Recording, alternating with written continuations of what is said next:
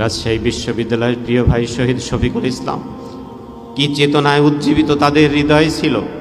রমজান মাসের 10 তারিখ এমনি ইফতার মাহফিলে বক্তব্য দিতে গিয়ে তার মুখ দিয়ে বেরিয়ে আসছে, রব্বুল আলামিন মাহে রমজানের প্রথম দশক অতিবাহিত হলো, দ্বিতীয় দশক যেখানে কোরআনের বিজয় শানিত হয়েছিল।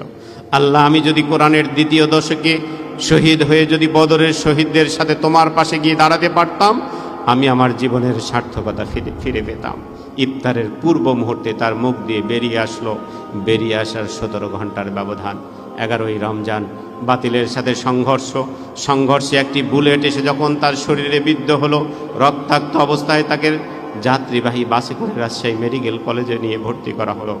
মেডিকেল কলেজে ভর্তি করার পরে কর্তব্যরত ডাক্তাররা যখন তাকে চিকিৎসার জন্য এগিয়ে এসেছে, কর্তব্যরত ডাক্তারদেরকে তিনি বলছেন, হে কর্তব্যরত ডাক্তাররা, তোমরা আমাকে রোজা ভাঙ্গার অপরাধী করে আল্লাহর কাছে পাঠিও না। তোমরা বলো আমার বিশ্ববিদ্যালয় কেমন আছে, আমার ক্যাম্পাস কেমন আছে, আমার আন্দোলনের ভাইয়েরা কেমন আছে।